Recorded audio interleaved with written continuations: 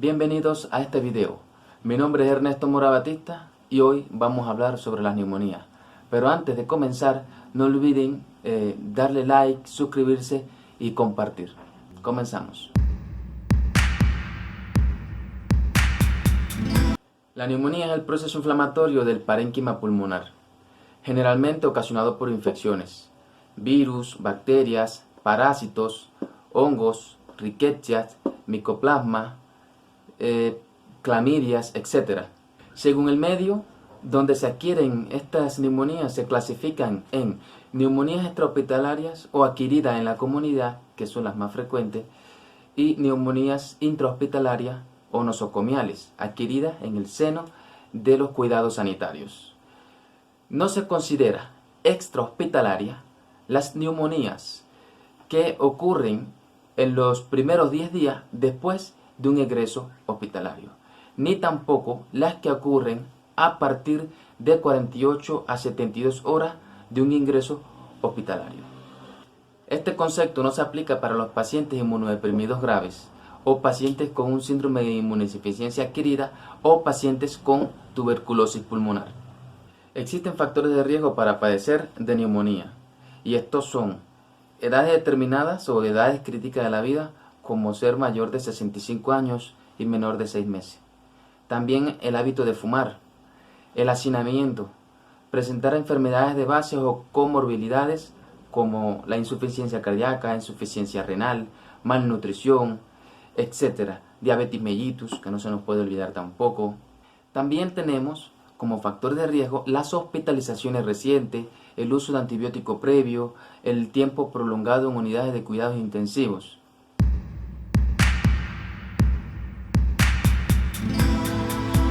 Para el diagnóstico es muy importante tener en cuenta los datos del cuadro clínico y los hallazgos encontrados al examen físico. Realizamos exámenes paraclínicos como radiografía de tórax, donde podemos encontrar la alteración del parénquima pulmonar. También exámenes de hemograma completo, de hemocultivo, estudios bacteriológicos del esputo, esputo-bar, estudios serológicos. Estos últimos son muy importantes para dar un diagnóstico etiológico y así orientar una terapia antimicrobiana específica.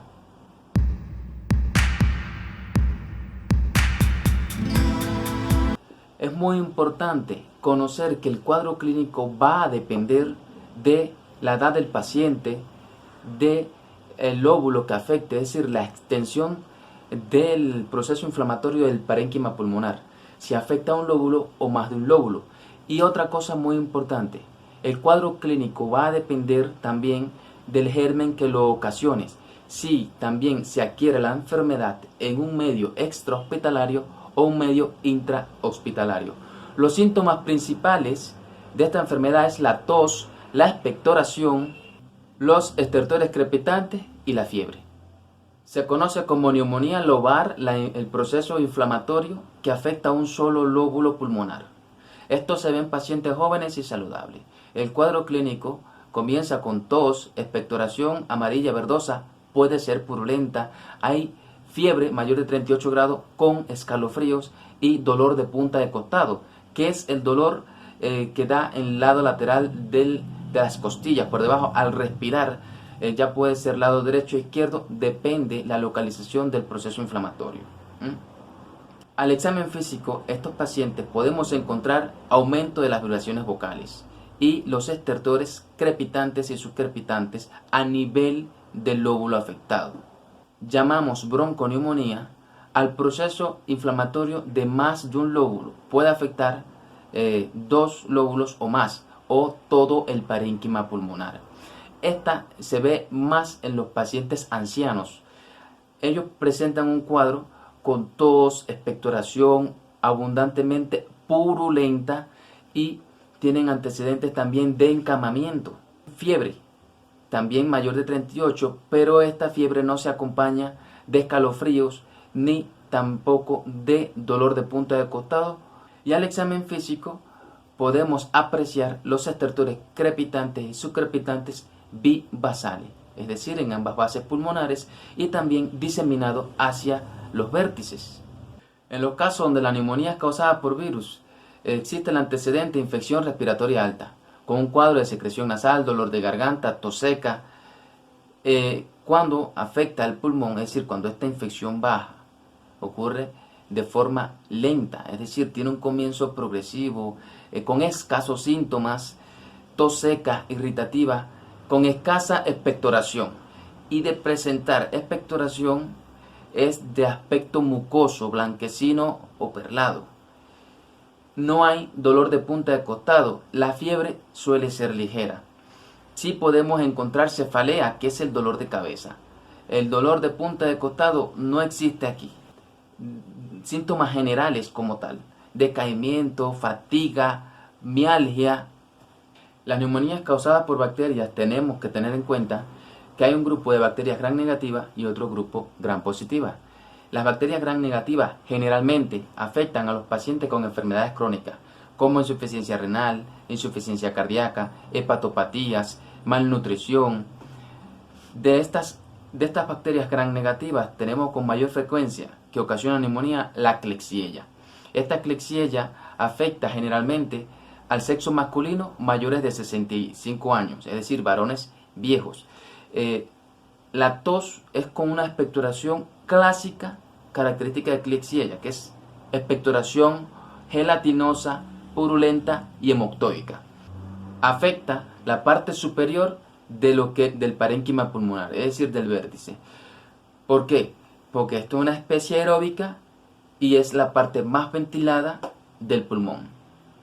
De las bacterias gram positivas que causan neumonía, tenemos con mayor frecuencia el neumococo, el estafilococo y el estreptococo. El neumococo afecta a los jóvenes en buen estado de salud, dando un cuadro de iniciación brusca, con fiebre mayor de 38, tos, expectoración purulenta. Aquí hay dolor de punta de costado a tipo pleurítico que se incrementa con los movimientos respiratorios.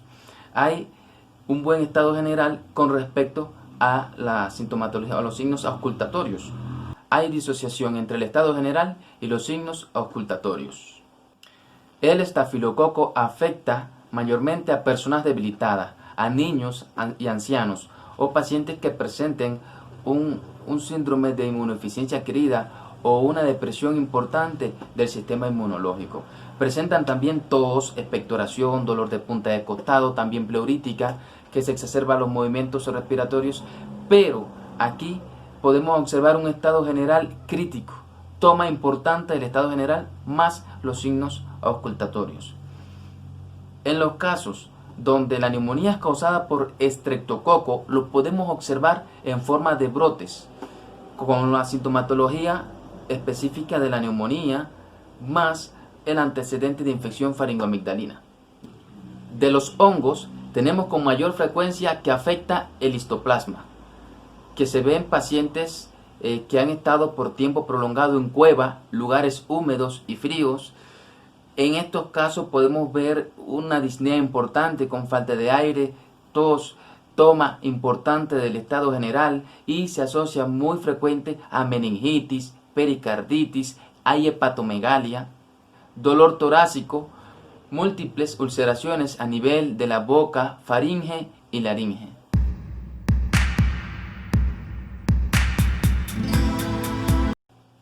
Para el tratamiento de la neumonía debemos tener en cuenta los siguientes pilares. 1. El uso del antibiótico, de los antiinflamatorios, antipiréticos, ya sean medidas farmacológicas o físicas antitérmicas, la hidratación, la oxigenoterapia en caso de ser necesario. El tratamiento de la neumonía lo iniciamos por vía oral con amoxicilina como primera línea, con una duración de 7 a 10 días. En casos de pacientes alérgicos a la penicilina y a la amoxicilina, utilizamos como antibiótico alternativo la acitromicina, que es un macrólido. Podemos utilizar también la doxiciclina. En los casos donde la terapia antimicrobiana el paciente no tenga un resultado favorable o presente complicaciones, entonces es necesario o que requiera una hospitalización para aplicar antibiótico-terapia por vía parenteral, ya sea antibióticos de tercera y cuarta generación betalactámicos, Podemos utilizar también para el tratamiento los carbapenémicos, fluoroquinolonas, aminoglucósidos y vancomicina. Se debe siempre utilizar un antibiótico en los casos de la neumonía viral o cubrir al paciente con un tratamiento antibiótico porque es muy difícil precisar si existe o no una infección bacteriana secundaria. Hasta aquí el video de hoy. No olviden compartir, suscribirse, darle a la campanita. Nos vemos la próxima semana.